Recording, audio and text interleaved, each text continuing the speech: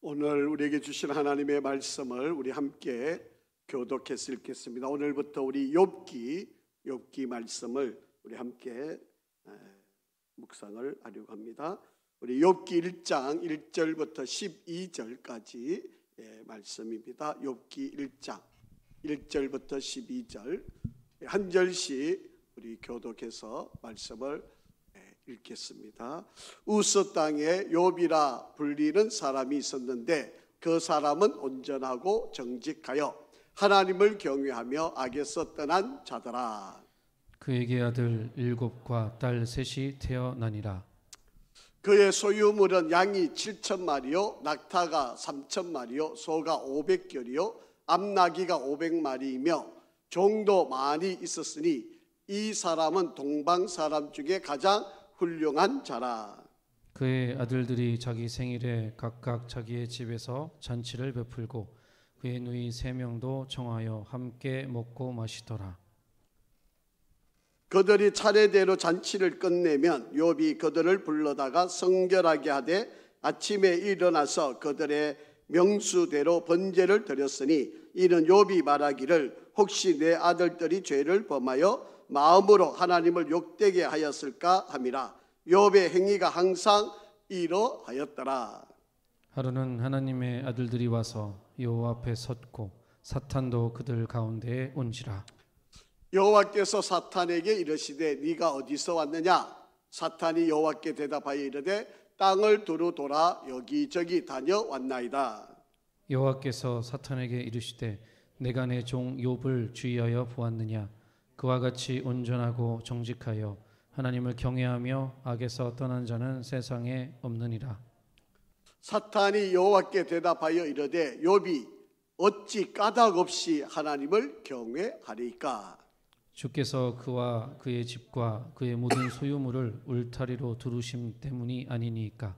주께서 그의 손으로 하는 바를 복되게 하사 그의 소유물이 땅에 넘치게 하셨음이니이다. 이제 주의 손을 펴서 그의 모든 소유물을 치소서. 그리하시면 틀림없이 주를 향하여 욕하지 않겠나이까? 여호와께서 사탄에게 이르시되 내가 그의 소유물을 다 내 손에 맡기노라. 다만 그의 몸에는 내 손을 대지 말지니라. 사탄이 곧 여호와 앞에서 물러가니라. 아멘. 할렐루야. 우리 한번 인사하시겠습니다. 우리 한번 축복하실까요? 하나님은 항상 선하십니다. 한 번 더 인사하실까요? 하나님은 항상 옳으십니다. 우리 오늘부터 우리 수요일마다 욥기가 42장까지인데요. 좀 내용이 좀 길지만 여러분이 아마 욥기를 많이 읽었고 또 욥을 아마 여러분이 묵상도 많이 하셨겠지만 조금 피상적으로 또 많이 알고 있는 그런 부분들도 많이 있습니다. 우리가 욥을 한번 욥기를 차근차근 한번 읽어가면서 하나님이 이 욥을 통해서 우리에게 뭐를 말씀하시는가에 대해서 한번 좀 깊이 생각을 좀 해봤으면 좋겠습니다. 저는 여러 사람들이 욥을 읽으면서 나름대로의 이해와 해석과 또 깨달음이 있겠지만 저는 이 욥을 계속 읽고 묵상하면서 깨달은 바에 의하면 제가 1장부터 42장까지 계속 읽은 바에 의하면 제일 욥기를 통해서 깨닫게 하시는 것은 말이에요. 말 조심이에요. 말 조심.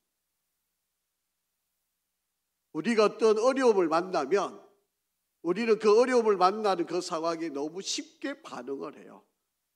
쉽게 우리 입으로 툭툭 내뱉어 던지는 말들이 있잖아요.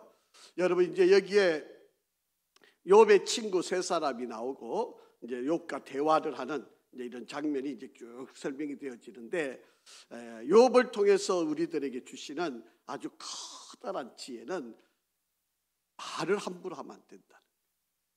말이 정말 조심해야 됩니다. 여러분 이 욥의 3 친구도 나쁜 사람이 아니에요. 쭉 읽어보시면 나름대로 신앙이 있는 사람들이고요. 나름대로 의롭게 살려고 노력했던 사람들임을 우리가 알 수 있습니다. 욥기를 뭐 여러 가지 뭐 욥은 인내의 사람, 그 고난 가운데서 잘 견뎌낸 사람, 뭐 친구를 용서해 준 사람, 뭐 다 맞는 말입니다. 뭐 여러분 이 방법으로 봐도 좋고 저 방법으로 봐도 좋고 뭐 다양하게 해석하는 거 여러분 뭐 어떻게 이해를 하시든 욥에 대한 뭐 좋은 점들은 다 여러분이 갖고 있을 텐데, 이제 제가 이 욥기를 읽으면서 깨달은 아주 중요한 포인트는 말입니다. 말. 여러분 우리가 신앙생활 하다 보면 물론 좋은 일도 많이 일어나는데 이제 어려운 일이 일어났을 때 우리가 함부로 말을 하거나 내가 생각하지 않고 말을 던지거나 내가 그냥 뭐 좀 불편하거나 또 원망스럽게 말을 하거나 내 입의 말이 결과를 만든다는 거예요. 그렇기 때문에 이 욥기를 읽으면서 제가 철두철미하게 깨달은 것은 말을 함부로 하면 안 되겠다. 또 말 조심해야 되겠다. 말에는 결론이 따라온다. 이게 욥기의 전체적인 내용입니다. 그렇기 때문에 우리 믿는 사람들은요, 정말 말을 제일 끝에 하셔야 됩니다. 막 얼굴의 표정도 내가 막 바뀔 수 있고, 내 감정이 막 여러분 손이 막 떨릴 수도 있고, 어떤 상황을 만났을 때 내가 막 울분이 막 올라올 수도 있고, 막 우리 온갖 감정들이 다 나오잖아요. 사람 얼굴만 봐도 그 감정을 다 읽을 수 있잖아요. 그럴 때 우리가 입에서 말을 함부로 내면 그 말은 결국 결과가 되는 거예요. 그렇기 때문에 우리 말은 제일 마지막에, 제가 욥기를 읽어보고 묵상하고 욥기를 계속 이렇게 묵상을 하면서 깨달은 바의 지혜는 말은 무조건 마지막에 하는 거예요. 이게 지혜. 우리는 너무 쉽게 말을 해요. 뭐 내 상황과 기분에 따라서 툭툭툭툭 던졌던 말들. 근데 그것이 가만히 우리가 살아다 보면 다 나한테 돌아오는 말들이.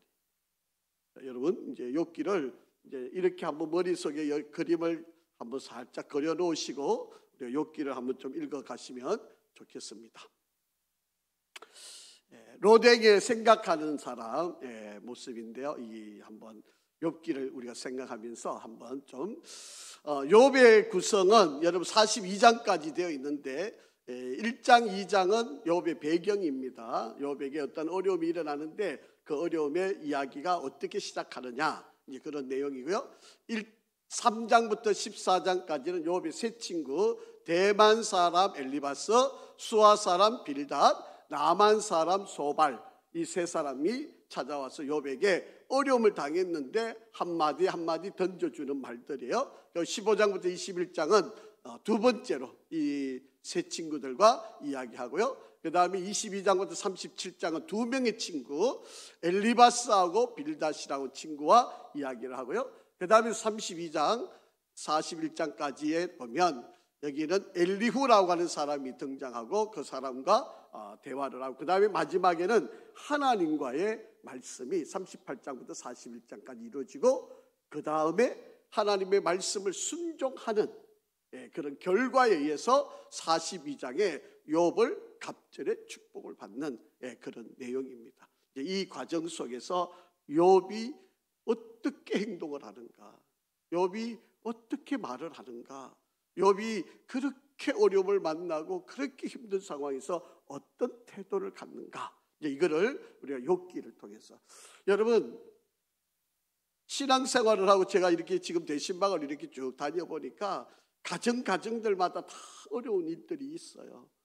다 표현 안 하시고, 어떤 분들은 그냥 좋은 이야기만 하시는 분도 있고요.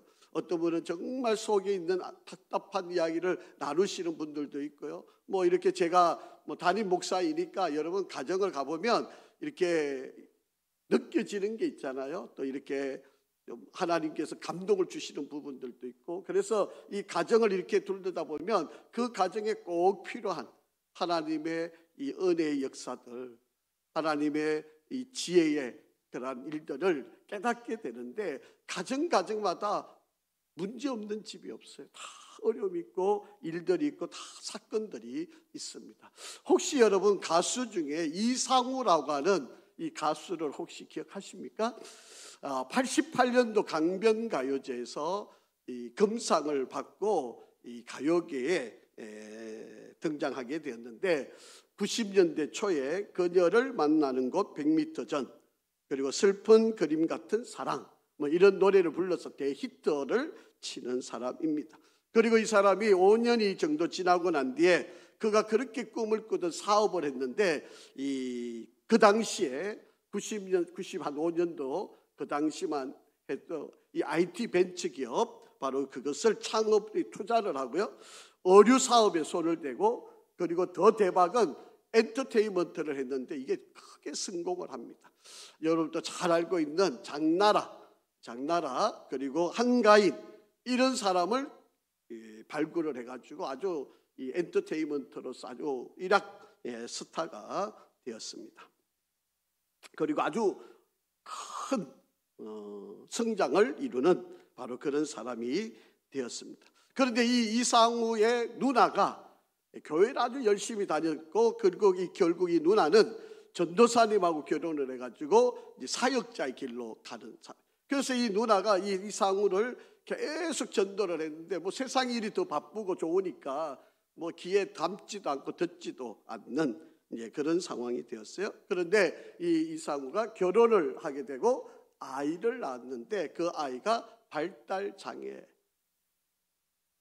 아이를 낳았어요. 근데 처음에는 받아들이지를 않았어요. 그래서 병원을 여러 군데를 다녀가지고 결과를 얻었는데, 결국 35개월째가 되었을 때 그 간 병원들마다 똑같은 결과를 이야기를 합니다. 그 아이는 발달 장애를 가진 자폐증 아이다라고 그렇게 진단을 받았습니다. 이 소리를 듣고 4개월을 술로, 뭐 어떻게 마음을 달랠 길이 없으니까 술로 고통을 달랬습니다. 그때 아내가 이런 말을 던집니다. 우리 더 이상 뭐 힘들 게 뭐가 있어? 우리가 이렇게 괴롭고 아픈데 교회나 한번 나가보지. 그렇게 아내가 툭 던진 그 말 한마디에 이 이상우하고 아내가 교회 나갔어요. 교회 나가서 제일 먼저 들었던 찬양이 주만 바라볼지라. 그 찬양을 듣고 그냥 하염없이 눈물을 흘리기를 시작을 합니다. 그러면서 통합교육기관인 수원기독초등학교에 입학시키려고 그 지역에 있는 교회를 찾아가서 이 아이를 어떻게 기를 건지, 또 하나님이 나에게 이 아이를 주신 의미가 뭔지를 깨닫게 된 겁니다. 5살이 되었을 때, 이 아이가 5살이 되었을 때 처음으로 자기를 아빠라고 불렀어요. 그러니까 이 5살 때 아빠라고 받았던 이 순간이 자기에게는 절대로 잊어버릴 수 없는 바로 그런 순간이었다. 그 말, 5살 때 이 아이가 자기를 아빠라고 불러준 그 말 한마디에 모든 게 다 감사하게 여겨지는 바로 그런 겁니다. 만약에 이 아이가 장애로 태어나지 않았다면 나는 감사를 모르고 살았을 것이다. 여전히 이기적인 바로 그런 삶을 살게 되었을 것이다. 그래서 발달 장애 큰 아들 때문에 삶의 방향이 바뀌었다. 그렇게 이야기합니다. 자기에게 찾아왔던 고난이, 자기에게 찾아왔던 이 어려움이 그의 인생을 바꾸게 되는, 그리고 하나님을 만나게 되는, 그리고 인생의 터닝 포인트가 되는 바로 그런 길이 되었다라고 합니다. 여러분, 이 사람에게 이 고난이, 이 아이의 이 어려움이 이 사람에게는 하나님을 만나는 기회가 된 거예요. 그런데 이 사람에게 이 고난이 나쁜 것이었을까요? 그렇지만은 않은 것이죠. 오히려 이 아이 때문에 온 가족이 예수 믿고 구원받고 하나님의 자녀가 되고 믿음 안에 서게 되고 하나님의 사랑으로 더 하나가 되는 바로 그런 모습이 되어졌다라고 합니다. 여러분, 고난이라고 하는 것이 우리 인생에 왔을 때 이 고난이 과연 나쁜 거냐? 그런 것만은 아니다.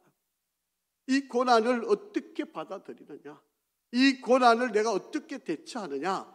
바로 이것이 바로 욥기를 읽으면서 저와 여러분이 가져야 할 태도입니다.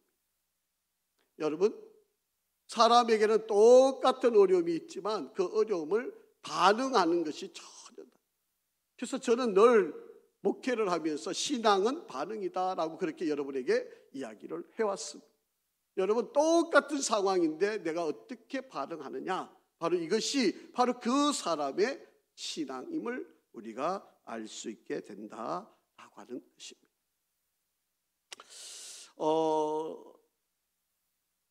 욥기를 언제 썼느냐? 뭐 어떤 사람은 욥이라고 하는 사람이 어느 때 인물이냐? 진짜 욥이 있었느냐? 뭐 이런 거 가지고 아주 학자들 간의 논란이 아주 많습니다. 어떤 사람은 아브람 시대에 있었던 사람이다. 뭐 어떤 사람은 모세 시대에도 있었다. 뭐 이래 가지고 이 사람이 추정하기에 정확하게 어느 때 어느 사람인지는 정확하게 알 수가 없어요. 그런데 이 욥이라고 하는 사람은 솔로몬 시대에 솔로몬이 이 문학 활동을 아주 많이 했거든요. 그래서 지혜 문학이 대부분 솔로몬 시대에 많이 이루어졌으니까 아마도 솔로몬이 욥기를 썼을 거다. 그게 그전부터 누군가의 이야기를 계속 듣고 오고 있었던 아마 솔로몬이 아니면 그 당대에 아주 글을 잘 쓰는 누군가가 아마 이 욥을 이야기를 들어왔던 그 이야기를 잘 받아 적어서 기억해내고 그것을 조사해서 적었던 것이 욥기다. 이렇게 일반적으로 학자들이 공통으로 갖고 있는 생각입니다. 그런데 시기는 이 욥이 어느 때 살았느냐? 아마 솔로몬 시대보다는 훨씬 앞에, 그게 뭐 아브람 시대인지 모세 시대인지는 정확하지는 않아요. 그런데 언젠가 어떻게 살았던 이 사람이, 믿음이 좋았던 이 욥이라고 하는 사람이 언젠가 어느 시대에 살았는데 이 사람의 믿음과 신앙의 삶이 너무나도 훌륭했으니까 사람들의 입에 이 욥의 이야기가 전해 왔고, 그리고 솔로몬 시대에 와서 지혜자들이 그 욥의 이야기를 잘 추설해 가지고 기록을 한 것이 욥기다. 이렇게 이제 학자들에 의한 이야기가 정리되어 있습니다. 그러니까 여러분 뭐 이것 가지고 뭐 맞니 안 맞니 뭐 이렇게 막 논쟁하고 이럴 사실 여유도 없고 그렇게 시간을 보내야 될 이유도 전혀 없고, 그러나 실존의 인물이었고 이 사람은 이스라엘 사람은 아니었다. 이제 우리가 이제 살펴보겠지만 우스 땅에 욥이라고 하는 사람이 살았는데 이렇게 시작하잖아요. 이게 우스라고 하는 지역이 어디냐? 이게 바로 에돔 지역이에요. 이 에돔이라는 지역이고 이 에돔에 바로 살고 있었던 이 욥이라고 하는 사람. 그러니까 여러분, 우리가 기억 속에는 예수 믿는 사람은 이스라엘 백성만 하나님을 믿었다고 여러분 생각하시면 이건 오산인 거죠. 그러니까 하나님을 믿는 믿음은 이스라엘 백성들이 아닌 지역 에돔 땅에서도 하나님을 잘 믿는 사람, 또 여기 오늘 성경에 나와 있는 대만, 남한 사람들, 여기에서도 이렇게 훌륭한 친구들을 만난 거 보면 바로 이들도 하나님을 잘 믿는 사람들. 그러니까 이스라엘 백성만 아닌 다른 지역에도 하나님을 잘 믿는 백성들이 많이 있었다. 그 중에 우스라고 하는 지역에 특출나게 믿음이 좋은 한 사람이 있었는데 그 사람이 누구였다? 욥이었다. 이렇게 여러분이 이해를 하시면 됩니다. 자, 그래서 욥이라고 하는 지역은 지금 빨간 표시로 되어 있는 에돔 땅의 좀 남동쪽에 있는 바로 이 지역이 우스라고 하는 지역이고, 이곳에서 욥이 살고 있었고, 이 이스라엘 사람이 아닌 에돔의 후손으로 이 욥이 아마 이곳에서 하나님을 잘 섬기는 바로 그런, 제가 이제 아마 다음 주 정도 되면 이 친구 세 사람들이 어디 출신인지 아마 여러분 지도를 살펴보시면 곳곳에서 다른 지역 사람들인데 이들이 이 욥을 만나기 위해서 친히 찾아왔고 욥을 그렇게 국제적인 친구를 갖고 있는 욥이 삶을 우리가 볼 수 있는 바로 그런 장면입니다. 자, 그래서 이 욥은 이방 사람임에도 불구하고 하나님께서도 인정할 만한 믿음이 좋은 사람이었다. 이 사람이 특징은 뭘까? 이제 여러분 우리가 욥기를 읽어가면서 쭉 한번 살펴보세요. 머릿속에 여러분이 먼저 미리 여러분이 기억해 놔야 될 것은 욥은 끝까지 자기 입술을 지킨 사람. 저도 마찬가지지만 조금만 어려우면 내 입에서 그냥 툭툭툭툭 막 불평, 불만, 원망스러운 말들이 솔직히 나옵니다. 아유, 왜 내가 이런 상황을 만나가지고, 왜 내가 이런 시간에, 이런 때에 내가 뭐 이런 원망스러운 말들을 툭툭 내. 욥은요, 그런 면에서 그 끈을 끝까지 자기 입을 지킨 사람. 이게 욥기의 전체 흐름은 바로 그런 데요. 하나님이 욥을 훌륭하다는 거, 뭐 다른 거, 뭐 다 뭐 어려움이 다 있는 그런 거 견딘 거, 그것도 물론 욥이 하나님께로 칭찬받는 부분이지만 더 중요한 것은요, 말로라도 하나님께 죄를 안 지어요. 우리는 어때요? 우리는 너무 쉽잖아요, 말하는 게. 우리가 이 말을 너무 가볍게 하잖아요.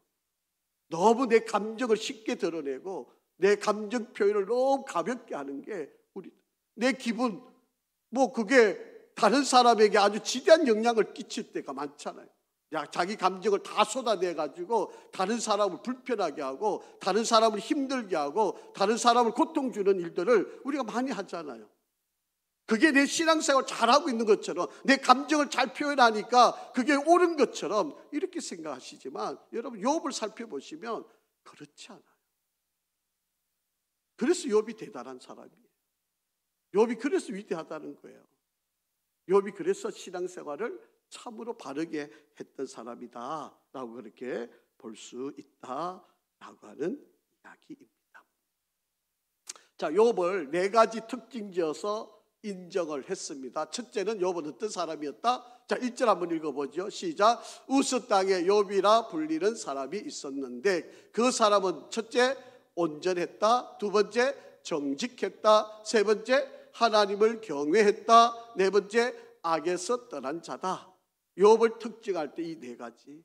욥은 온전한 사람, 정직한 사람, 하나님을 경외하는 사람, 악에서 떠난 사람.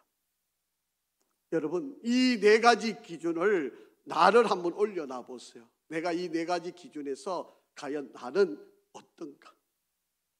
여러분, 우리가 욥을 자꾸 우리의 삶의 신앙의 기준으로 자꾸 맞춰 보려고 그러면, 여러분 욥의 신앙생활하고 나의 신앙생활의 기준을 한번 여러분이 한번 자 보세요. 첫 번째, 욥은 히브리로 툼이라고 하는 그런 온전이란 말인데, 근본대로, 원본대로, 배운 대로, 얻은 대로 사는 것을 온전이다 그렇게 이야기하고요. 어떠한 상황에도 상처를 입지 않는 것, 그리고 순수하다라고 하는 뜻을 갖고 있는 게 온전하다라고. 여러분, 그 수많은 환란이 지나가는데 이 욥은 그 가운데서도 흔들리지를 않아요. 여러분, 그가 세운 기준, 그가 세운 가치, 그가 하나님 앞에 뜻한 일에 의해서 상처를 입지 않았던 사람. 이게 욥의 신앙의 첫 번째 중요한 요인이었어요. 두 번째는 그는 정직했다라고 하는 거예요. 여러분, 우리가 정직하려면 3가지가 발라야 돼요. 첫째는요, 잘 들어야 돼요. 정엄. 내가 잘 들어야 되고, 두 번째로는 정언. 바르게 말을 해야 되고요. 세 번째로는 정시. 내가 바르게 봐야 돼. 정관. 내가 바르게 봐야 돼. 그러니까 내가 바르게 들어야 되고, 바르게 말해야 되고, 바르게 보아야만 내가 정직할 수가 있어요. 그런데 오늘날 우리는 내 입장에서 모든 걸 보는 거잖아요. 내 관점에서 모든 걸 보잖아요. 그러니까 여러분이 받아들이는 것이 왜곡될 수 있다고 하는 사실을 갖고 있어요. 그런데 내가 하는 게 다 옳은 것처럼, 내가 만나서 내 이 상황에서 내가 말하는 게 다 맞는 것처럼 우리는 그렇게 생각을 하고 있어요. 그렇지 않습니다. 지금 여러분이 경험하고 여러분이 아는 것도 한 부분의 이야기예요. 그런데 그걸 전부로 다 바른 것처럼 이해하거나 말하면 안 돼요. 그러니까 우리가 하나님께로부터 정엄 바르게 들어야 돼요. 그래야지 내가 바른 말을 할 수 있게, 그래야 정직하다는 말이 나올 수 있게 된다. 그러니까 정직이란 말은 곧다라고 하는 거잖아요. 그리고 업라이트, 수직적인 아주 바로 그것을 설명을 하는 겁니다. 자, 세 번째는 이 1절에서 12절에 보면 하나님을 경외한다는 말을 3번씩이나 나와요. 여러분, 하나님을 경외한다는 말은 전제되는 말이 있어요. 뭔가요? 하나님을 경외하려고 그러면 전제되는 말이 있는데 그게 뭘까요? 하나님을 어떻게 해야 되죠? 두려워해야 돼요. 두려워해야 돼요. 우리는 하나님을 너무 가볍게 생각을 해요. 여러분이 말을 툭툭 던져놓고 아무 일이 없는 것처럼, 내 감정 다 쏟아내놓고 이거 아무 아닌 것처럼, 남은 이미 상처 많이 받았는데, 남은 이미 그것 때문에 괴로워하고 있는데 나는 아무 일이 아닌 것처럼, 우리는 너무 쉽게 생각하잖아요. 여러분, 우리가 하나님을 경외한다는 말은요, 먼저 하나님에 대한 두려움이 있어야 돼요. 하나님이 얼마나 엄하신 분인지, 하나님이 얼마나 정직하신 분인지, 하나님이 얼마나 올바르게 판단하시는지, 죄를 얼마나 악하게 여기시는지, 하나님이 얼마나 하나님 앞에 대적하는 자들을 싫어하는지, 그 하나님에 대한 두려움이 있어야 그 하나님을 올바르게 경외하게 되는 거죠. 우리는 너무 쉽게 하나님을 생각해 버리는 거예요. 그게 하나님이 무섭지가 않아요. 물론 한 면으로 보면 하나님은 너무 사랑스러운 분이죠. 하지만 한 면으로 보면 하나님은 너무 공의로우신 분이에요. 얼마나 무서우신 분인지 몰라요. 그런데 우리는 너무 쉽게 내 편리대로 하나님을 이해하고 받아들이는 바로 그런 생각들을 가지고 있다는 거예요. 그래서 하나님을 경외한다는 말은요, 모든 것의 우선순위를 하나님께 둔다는 말이에요. 여러분 삶이 그러하신가요? 여러분의 모든 생각과 판단과 행동과 기준과 모든 가진 것들이 하나님이 우선적으로 쓰임받고 있는 건가요? 그러면서도 우리 하나님을 두려워한다고요? 하나님 경외한다고요? 아닌 거죠. 여러분, 욥을 하나님이 판단할 때 그 모든 것의 기준은 하나님께 모든 일의 우선순위를 하나님께 두고 행동하고 말하고 결정하는 일을 욥이 했다. 그래서 하나님을 두려워하는 거예요. 하나님이 두려워 안 하면 경외의 대상이 될 수가 없어요. 그러니까 하나님 앞에서 내가 얼마나 말을 조심해야 되는지. 우리 하나님은 다 듣고 계시잖아요. 다 보고 계시잖아요. 그런데 우리는 내가 혼자 있을 때 하는 말은 안 들으시고 안 보는 것처럼 우리는 생각하니까 쉽게 말하고, 둘이 있을 때 너만 알아? 이게 너한테만 하는 이야기야? 그러고 이야기하면서 하나님이 안 들으시는 것처럼 이야기하잖아요. 그 아니에요. 그 하나님이 두려워하는 모습이 아니에요. 그리고 하나님의 성품에 기대는, 우리 하나님이 얼마나 그가 대단하신 분. 그래서 그 하나님의 성품에 나의 모든 것을, 네 번째는 악에서 떠난 자다라고 그렇게 이야기합니다. 그래서 악에서 떠났다는 말은 돌이킨다는 말이에요. 죄를 지었다가도 하나님이 두려워서 하나님을 경외함으로 다시 갔던 길이 잘못된 길을 알고 내가 돌아오는 것, 이것이 악에서 떠난 자이고요. 그 다음에는 벗어나지 않으려고 부단히 노력하는 거예요. 다시 말을 하면 죄를 짓지 않으려고, 여러분 사탄이 우리를 가만히 내버려 놓지 않아요. 이제 여러분 욥을 잘 아시겠지만 이 사탄이 끊임없이 욥을 공격하잖아요. 그래서 우리가 잘못 나갈 수 있는 길인데도 불구하고 그 길을 벗어나지 않으려고 애쓰는 바로 그것. 이게 바로 악에서 떠난 자. 이게 바로 욥의 믿음이에요. 이게 욥의 신앙이에요. 여러분, 욥은 온전했습니다. 그리고 욥은 정직했습니다. 욥은 하나님을 두려워하는 사람이었습니다. 그리고 악에서 떠난 자, 하나님이 인정하는 바로 그런 사람이었다라고 하는 것입니다. 자, 그렇기 때문에 이 욥에 대한 인물에 대한 평가는 공이 누가 이 욥에 대해서 가히 말할 수 없을 만큼 위대한 사람이다라고 하는 것을 볼 수 있는 내용이죠. 이게 욥을 한마디로 평가하고 욥을 한마디로 결정짓는 바로 그런 내용입니다. 자, 욥에게는요, 자, 2절 3절 한번 읽어보실까요? 시작. 그에게 아들 7과 딸 3이 태어나니라. 그의 소유물은 양이 7,000마리요, 낙타가 3,000마리요, 소가 500결이요, 암나귀가 500마리며 종도 많이 있었으니 이 사람은 동방 사람 중에 가장 훌륭한 자라. 그렇게 말씀을 하고 있습니다. 자식이 10명, 아들 7명에 딸 셋, 뭐 다복한 거죠. 아주 다복한 가정에다가 뭐 이것도 복인데 여기에다가 양이 7,000마리예요. 여러분 뭐 10마리, 100마리만 있어도 뭐 부자라 그럴 텐데 여러분 7,000마리니까 이거 뭐 가히 우리가 숫자를 논할 수가 없고요. 낙타가 3,000마리예요. 여러분 이게 뭐 요즘 말로 말하면 뭐를 어떻게 설명을 해야 될 수 있을지 모르겠어요. 여러분 낙타가 자그마치 3,000마리, 소가 500결이, 2마리, 1,000마리가 되는 거죠. 결이가. 그리고 암나귀가 500마리. 그러니까 뭐 이거를 한마디로 말하면 뭐 어마어마한 부자다.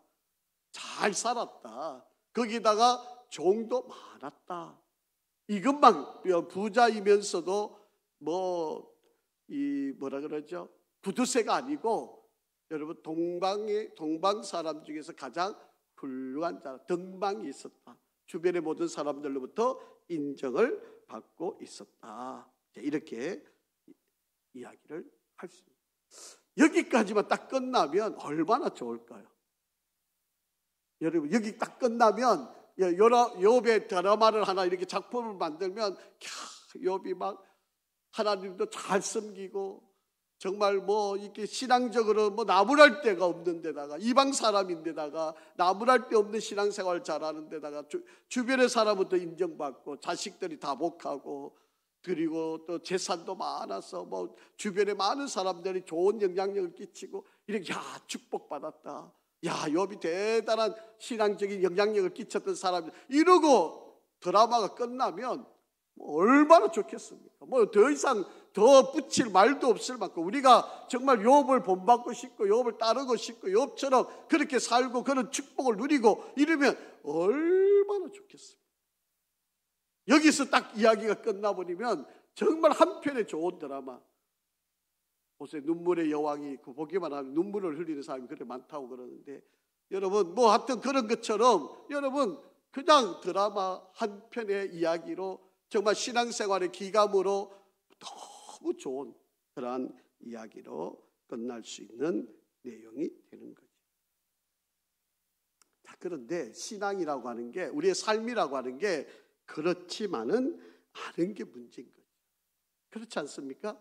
여러분 다 여러분이 그냥 원하는 대로 기도한 대로 문제없이 일들이 잘 되고 아이들이 뭐 이렇게 잘 자라가고 아픔이 없고 원하는 학교 가고 대학 가고 잘 결혼하고 자식 낳고 좋은 회사에서 자꾸 승진하고 뭐 이렇게 살아간다 그러면 얼마나 좋겠어요. 제가 이렇게 신방을 해보니까요. 소설을 써도 12권을 더 쓰고 뭐 3일 밤낮을 이야기해도 다 못할 이야기들이 너무 많으신 거예요. 우리 성도님들 이야기들이 그냥 뭐 이야기가 할 게 왜 그리 많으신지. 지금 뭐 다음 집에 신방 시간을 다 정해놓고 우리가 이렇게 신방을 하는데 뭐 붙잡혀가지고 뭐 그 이야기 중간에 끊자니 뭐 발이 동동동동 구르면서 막 뭐 어떻게 해야 될지 모르는 그런 이야기들이 보따리가 얼마나 많은지. 여러분 다 이야기가 그렇게 많아요. 다 있습니다. 욥도 그렇게 끝나는 이야기가 아니에요. 그렇게 쉽게 이야기가 간단하지가 않아요. 자, 4절 5절 한번 읽어보죠. 시작. 그의 아들들이 자기 생일에 각각 자기 집에서 잔치를 베풀고 그의 누이 3명도 청하여 함께 먹고 마시더라. 그들이 차례대로 잔치를 끝내면 욥이 그들을 불러다가 성결하게 하되 아침에 일어나서 그들이 명수대로 번제를 드렸으니 이는 욥이 말하기를 혹시 내 아들들이 죄를 범하여 마음으로 하나님을 욕되게 하였을까 함이라. 욥의 행위가 항상 이러하였다.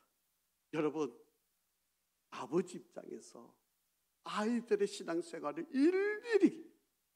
일일이 간섭하고 욥의 신앙이 어떤지 아시겠죠? 자기만 잘 사는 걸로 끝나는 사람이 아니었어요. 여러분 자기 자식들의 신앙생활, 그들의 삶의 태도를 일일이 간섭한 사람이에요. 제가 이 구절을 읽으면서 욥이 너무 신앙 결백증을 갖고 있는 사람이다. 제가 그렇게 생각이 들 만큼 저도 이렇게 안 되더라고요. 저도 나름대로 목사니까, 아버지도 목사고 저도 목사니까 제 자식이 조금이라도 빗나갈까 봐 사실은 뭐 저도 나름대로는 이 욕만큼은 못하지만 이보다도 더하면 더할 만큼으로 아이들을 그냥 어쨌든 이 테두리 안에서 좀 제대로 신앙을 좀 키워서 내보내려고 정말 노력을 많이 했습니다. 물론 뭐 그렇다고 뭐 잘하고 있는지는 모르겠어요. 부모 입장에서는 이럴 마음을 가질 수밖에 없잖아요. 여러분, 나는 잘 믿는데 내 자식이 구원 못 받는다면 이거 하나님 앞에 가면 어떤 책망을 받을까요? 여러분, 솔직히 내가 구원 못 받더라도 내 자식이 구원 받아야 되는 거 아닙니까? 이거는 그렇게 하라는 말이 아니고 부모 마음이 그렇다는 거죠. 지금 우리 아이들이 신앙생활하며 믿음 생활을 어떻게 하고 있는지 우리 부모된 입장에서 한번 좀 여러분, 욥은 아이들끼리 놀다가 다 불러가지고 하나님 앞에 회개 기도를 시키는 거예요. 혹이라도 말하다가 상처 입거나 혹은 말하다가 실수하거나 혹은 뭐 잔치를 벌리다가 좀 잘못한 거는 없는지 그것 때문에 계속 불러다가 성결하게 하고 아침마다 일어나서 저대로 명수대 번제를 드리고 회개 기도를 계속하면서 아이들을 바르게 이끌려고 얼마나 노력해요. 여러분, 욥을 너무 쉽게 생각하지 마세요. 여러분, 욥이 얼마나 철두철미한 신앙생활하고 자기뿐만 아니라 자식들에게도 이렇게 신앙생활을 강요하고 가르쳤던 사람이에요. 그러니까 욥이 신앙은요, 여러분, 우리가 알고 있는 그런 수준의 이상의 신앙생활을 수준을 가지고 있어요. 왜 그랬을까? 이미 앞에서 제가 말씀드렸지만 하나님을 두려워하기 때문에. 하나님을 두려워하지 않으면 적당히 했겠죠. 이것쯤이야. 이 정도는 아이고 뭐 요즘 시대가 그러니까 어쩔 수 없어서 이러고 멀쩡 넘어갔겠죠. 그런데 욥은 안 그랬어요. 욥은요, 하나님을 두려워했기 때문에 아이들조차 잘못하고 있는 것을 용납할 수가 없었던 사람이었다. 여기까지만 해도 얼마나 좋은 이야기예요. 여러분, 사실 자식 놓고 큰 소리 못 치는 게 부모 마음인데, 욥도 사실은 자기 자식들, 이 10명의 자식들, 여러분 10명 중에 뭐 한 명만 사고 쳐 그래도 위안받을 수 있잖아요. 뭐 그래도 9명이 잘하고 있으니까. 여러분, 그것도 안 돼요. 이 정도만 해도 욥은 정말 신앙생활 잘한 사람이에요. 자, 그런데 자, 한번 잘 보시죠.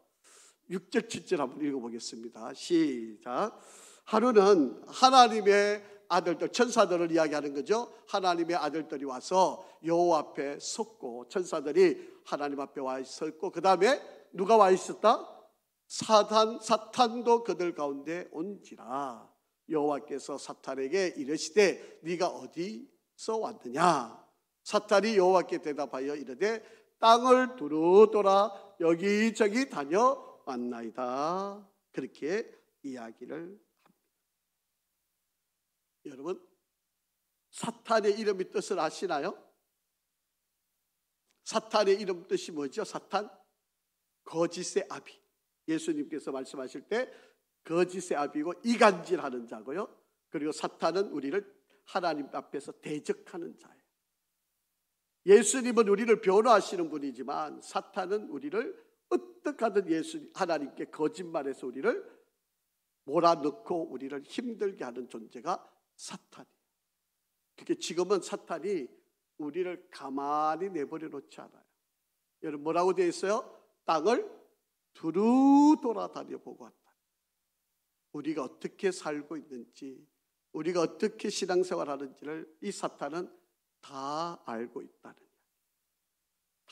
물론 하나님도 다 아시지만, 그래서 사탄은 그 틈 사이를 비집고 들어와서 우리를 공격하려고 하는, 우리를 하나님께 고발하려고 하는 자, 하나님께 이간질하려고 하는 자, 그게 바로 사탄. 그러니까 우리가 틈을 주면 사탄은 절대로 놓치지 않아요. 그 틈을 비집고 들어와서 우리를 공격하는, 이게 사탄. 그러니까 여러분, 우리는 사탄과 싸우면 100에 100이면 다 져요. 여러분, 예수님을 십자가에 내어놓게 할 때 가룟 유다, 사탄이 이미 그 마음속에 예수님을 팔 마음을 집어넣었다라고 돼 있잖아요. 그러니까 사탄이 한번 공격을 하면 그게 당할 자가 사실은 없는, 그만큼 무서운 존재가 사탄이에요. 사탄은 영적인 존재이기 때문에 우리의 영적임을 다 다스릴 수 있는 바로 그런 힘을 갖고 있다라고 하는 거예요. 자, 그래서 제가 이 욥기를 계속 읽으면서 이 마음에 부담감이 되고, 자꾸 욥이 정말 강박증을 가질 만큼, 아까 앞에서 아이들 기를 때도 그렇고요. 그 다음에 이제 우리가 앞으로 계속 읽어 나가겠지만, 이제 2장 이후 3장부터 여러분 친구들과 대화하는 그 과정들을 쭉 한번 여러분 살펴보시고 읽어가시면서 한번 보세요. 이 욥에게 가장 주된 이야기가 말이에요. 말에 대한 실수, 이 말에 대한 조심성이 얼마나 대단해요. 우리는 한번 내뱉으면 주워 담을 수가 없으니까 이 말을 너무 쉽게 하는 건데, 여러분, 욥은 그래서 이 말을 너무 아끼는 사람, 말을 너무너무 정제하고 절제하는 바로 그런 사람이 욥이었다라고 하는 것입니다. 그래서 이 욥이 그 긴 이야기, 여러분 거의 뭐 40장에 흐르는 그 이야기 속에서 욥이 말에라도 실수하지 않을 부단히 노력하고 있는 모습을 우리는 욥기를 통해서 볼. 그래서 이 욥기의 전체적인, 물론 다른 각도로도 얼마든지 볼 수 있어요. 여러분 여러 가지 뭐 인내의 사람이고 뭐 용서의 사람이고 뭐 여러 가지 여러분 관점으로 볼 수 있는데, 제가 읽으면서 깨달은 부분은 우리 말이 얼마나 여러분 이 말 한마디 한마디에 따라서 그것이 결과가 나온다는 거예요. 그래서 여러분 무섭다는 거예요. 말 한마디가, 여러분 우리는 그냥 툭 던진 말이고 의미 없다고 하는 말이면 그게 다 결과가 나온다는 거예요. 그러니까 말이 무서워. 그렇게 말 조심해야 된다. 이제 제가 이제 앞으로 계속 이제 우리가 욥기를 읽어가면서 여러분에게 말씀을 좀 드릴게요. 자, 8절 한번 읽어보죠. 시작. 여호와께서 사탄에게 이르시되 네가 내 종 욥을 주의하여 보았느냐? 그와 같이 온전하고 정직하여 하나님을 경외하며 악에서 떠난 자는 세상에 없는. 여러분, 이스라엘 백성 중에서 이런 사람이 있다 이렇게 하나님 말씀하실 수도 있는데요, 욥을 꼭 찍어가지고 하나님이 말씀, 이것도 동방 에돔 사람, 우스에 살고 있는 에돔 사람 욥을 딱 찍어서 하나님이 이만한 사람 네가 봤느냐? 그게 이스라엘 백성들도 있는데 하나님이 욥을 이야기할 정도면 하나님 눈에 이 욥을 얼마나 주목하고 보셨을까라고 하는 거죠. 자, 9절 10절입니다. 시작. 사탄이 여호와께 대답하여 이르되, 잘 읽으세요. 시작. 욥이 어찌 까닭 없이 하나님을 경외하리까? 주께서 그와 그의 집과 그의 모든 소유물을 울타리로 두르심 때문이 아니니까.